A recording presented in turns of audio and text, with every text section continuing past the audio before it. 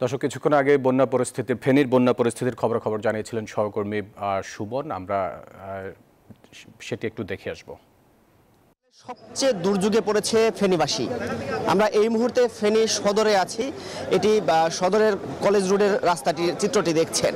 এই রাস্তাটি গতকাল পর্যন্ত শুকনো ছিল, আজকে রাস্তাটি তলিয়ে গিয়েছে। আমি আপনাদের যদি আরো বিস্তারিত দেখাই, আপনাদের বুঝতে পারবো যে কি পরিমাণ দুর্ভোগে পড়েছে মানুষ। আমরা যদি শহরের চিত্রটি বলি, শহরে ব্যাপক মানুষের ভিড় জমেছে। তারা আশেপাশের যে ছাগলনাইয়া সহ বেশ কিছু উপজেলায় যে পানি উঠেছে এবং ভয়াবহ রূপ ধারণ করেছে বন্যা, সেখান থেকে মানুষ যাদের রেস্কিউ করে নিয়ে আসছে তারা কিন্তু সদরে আশ্রয় নিচ্ছে, তারা থাকার জায়গা পাচ্ছে না, ফলে রাস্তায় মানুষের ভিড় বাড়ছে। যদি বলি এই মানবিক বিপর্যয়ের যে সৃষ্টিটি হয়েছে সেটি ফেনীবাসী বলছে যে এটি স্মরণকালের সবচেয়ে বেশি মানবিক বিপর্যয় হয়েছে এই ফেনীর সমস্ত এলাকায় বলা যায়। আমরা যেমনটি গতকালকে পর্যন্ত জেনেছি যে ফেনীর কয়েকটি উপজেলা, যারা পরশুরাম, ফুলগাছি বা ছাগলনাইয়ার তিনটি উপজেলার প্রায় 99% মানুষই কিন্তু এখন পানিবন্দী হয়ে পড়েছে। সবচেয়ে বেশি বিপাকে পড়েছে এই সব উপজেলার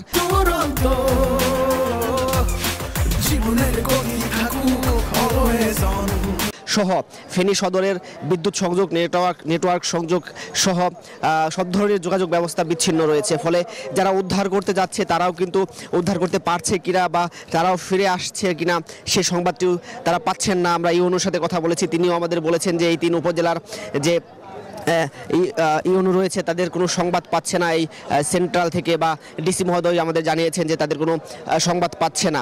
আমরা রেস্কিউ টিমদের দেখেছি, তাদের সাথে কথা বলেছি, তারাও বলেছেন যে সেখানে রাস্তাটি অনেক দূরত্ব থাকার ফলে উদ্ধার অভিযান ঠিকমতো চালাতে পারছে না এবং বুট সংকটের কথা বারবার বলছেন, যে নৌকা বা উদ্ধার যানের সংকটের কথা বারবার তারা বলছিলেন।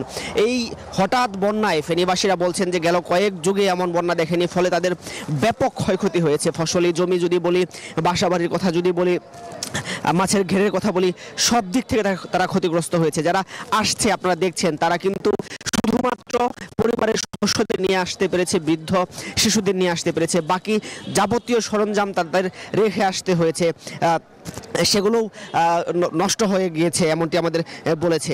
তার পরবর্তী সময়ে আমরা যেমনটি হতাহতের তথ্যও পাচ্ছি, আমাদের কাছে বিদেশ থেকে কিছু মানুষও যোগাযোগ করেছে। তারা বলছেন যে তাদের স্বজনদের নিয়ে তারা সংকটে রয়েছেন, তারা এখন পর্যন্ত কোনো খবর পাচ্ছেন না, কয়েকদিন হয়ে যাওয়ার পরেও খবর পাচ্ছেন না। ফলে এই যে মানবিক বিপর্যয়টি ঘটেছে সেটি কিন্তু স্মরণকালের ফেনীবাসীর মধ্যে সবচেয়ে ভয়াবহ মানবিক বিপর্যয়। এই মুহূর্তে তারা বলছেন যে শুধুমাত্র ত্রাণ সহযোগিতা নয়, তারা উদ্ধার অভিযান চাচ্ছেন এবং পরিবারের সদস্যদের সাথে, যাদের সাথে যোগাযোগ বিচ্ছিন্ন রয়েছে, তাদের সাথে যোগাযোগ করার চেষ্টা করছেন। এই ছিল আমার কাছে ফেনী থেকে সর্বশেষ।